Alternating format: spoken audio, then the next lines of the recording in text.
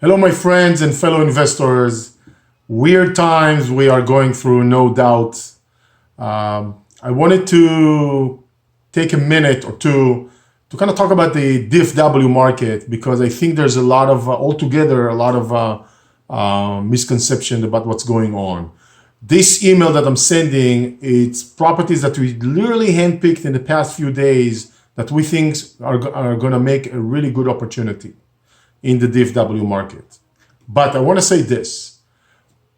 It seems like some investors, and this is coming through actions and this is coming through conversation, who think we are in times where we can actually submit lowball offers. And this is not just for DFW, this is all together.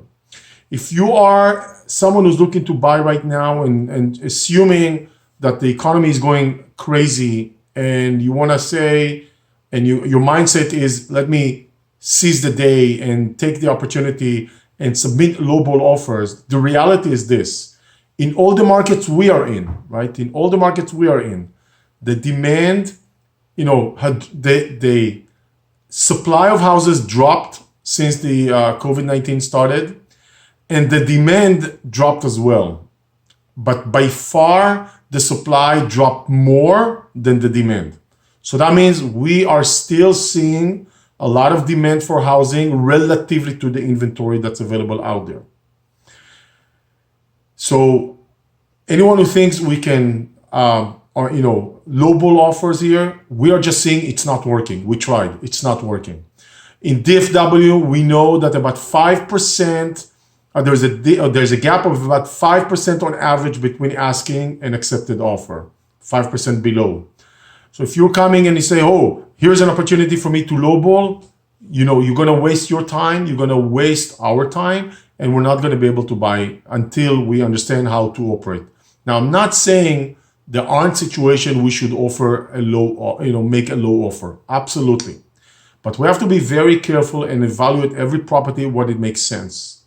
Not only that, I'm already sensing some investors asking, Danny, should we actually offer more than asking, and not asking price or below? And my answer is really depends. It's in a case by case, right?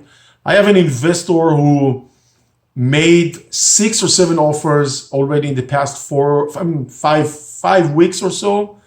And although one of them got accepted and we decided to terminate and not pursue that transaction, all the other ones did not get accepted, or by the time we submitted an offer, the house was already on the contract.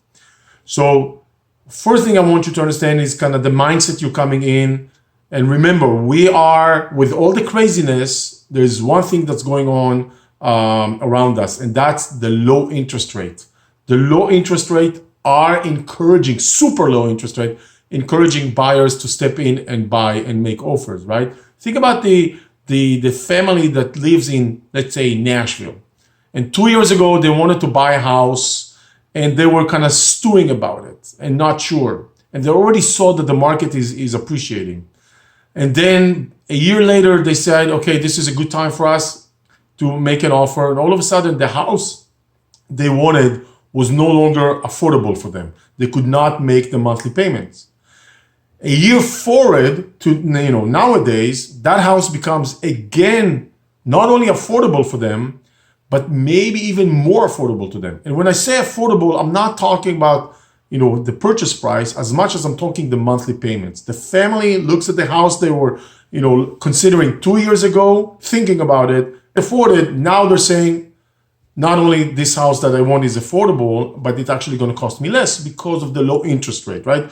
The low interest rate are dictating the terms here for the home buyers. So that family jumps in. So this is just jumps in and makes offers. So this is just to show you buyers that were sitting on the sideline and did not participate because the interest rate was too expensive, the real estate was too expensive. All of a sudden, can jump in and say, I can actually buy, right? So obviously we're living in a weird time and not everybody in that position, but there are people that were sitting on the sideline that are jumping in, investors, but primarily homeowners. So we as investors think, oh my God, there's a catastrophe out there, no buyers, it's a buy, no buyers out there, so it's a buyer's market. It is not a buyer's market. We are still in a seller's market, at least in the metros we are in. So think about that for a second. And then my suggestion for you is always make, a decision per property. It can be one approach when we're making offer on one property, and a little bit different approach when we are making an offer on another one. DFW, what I am seeing nowadays is an interesting opportunity because some of the pockets that we were targeting and eyeing for a while were not really, at reach financially. All of a sudden, we are going there to areas that we really like and we can buy and make a reasonable cash flow. DFW is still going to suffer, being on cash flow wise comparing to other markets. But remember, what's the benefit of DFW? Dallas-Fort Worth, right? The main benefits, we are buying in a metro that it's 7 million people plus, a very strong local economy, a very resilient metro, and that will, with the potential to continue growing and staying resilient and appreciating over time, plus our ability finally to go into pockets that we really like, schools, age, price, etc., and high demand for rentals, and that gives us a very resilient and stable, investment. So cash flow may not be strong, equity will probably be a little bit stronger, and the potential of that property to appreciate, no guarantees, but appreciate over time. So DFW compensate, on a lower cash flow by higher equity from day one on a case by case, plus a very strong, resilient metro. So when you're thinking of DFW, try not to focus on the cash flow. I'm not saying don't look at it, but don't make the cash flow the determining factor. Make the cash flow another factor in the decision. If you have any questions in general about DFW, in general about investing, or any of those properties in this email, let me know.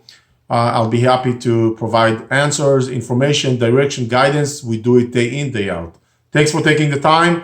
Talk to you soon. Bye-bye.